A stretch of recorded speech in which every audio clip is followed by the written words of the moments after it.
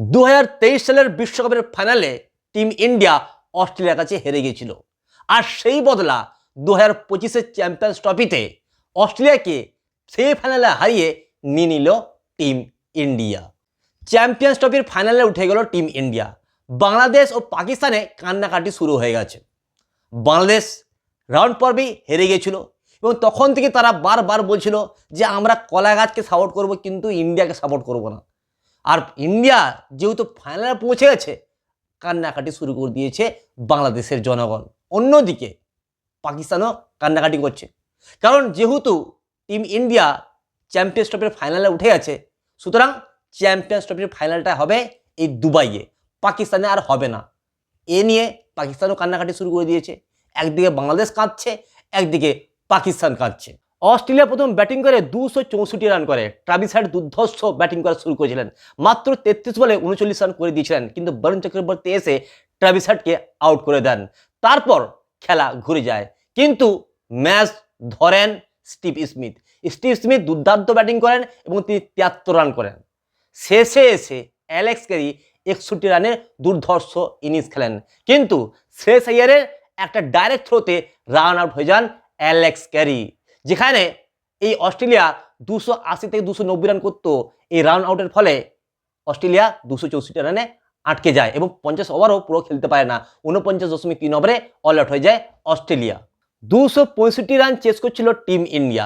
এই গুরুত্বপূর্ণ সেমিফাইনালে সুপার ফ্লপ শুভমান গিল, রোহিত শর্মা দুটো লাইভ পেল, তা সত্ত্বেও বড় স্কোর করতে পারলো না। একজন পার্ট টাইমার বলে মাত্র 28 রানে আউট হয়ে যায় এই রোহিত শর্মা। অন্যদিকে শুভমান গিল 2023 সালে বিশ্বকাপের ফাইনালে যেমন ফ্লপ হয়েছিল, তেমনি গুরুত্বপূর্ণ ম্যাচে আবারও ফ্লপ শুভমান গিল।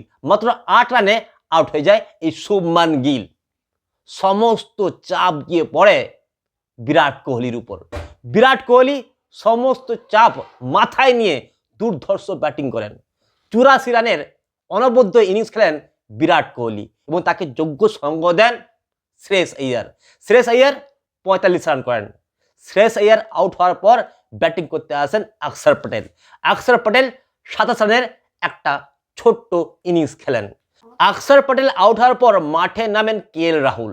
কেএল রাহুল বিরাট কোহলিকে যোগ্য সঙ্গ দেন এবং কেএল রাহুল শেষ পর্যন্ত নট আউট থেকে 42 রানের একটা দুর্ধর্ষ ইনিংস খেলেন ইন্ডিয়ার হয়ে।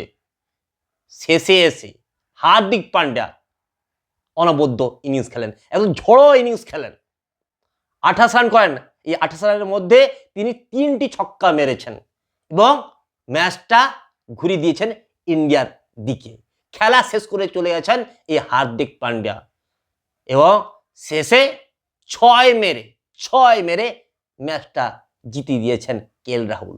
তিনি শেষ পর্যন্ত নট আউট থেকে 36 বলে 42 রানের অনবদ্য ইনিংস খেলেছেন।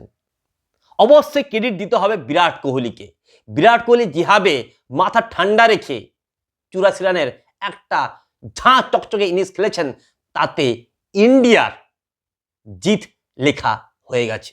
এবং এই বিরাট কোহলিকে সঙ্গ দিয়েছেন, যোগ্য সঙ্গ দিয়েছেন শ্রেয়স আইয়ার, কেএল রাহুল, হার্দিক পান্ডিয়া এবং অক্ষর পটেলও।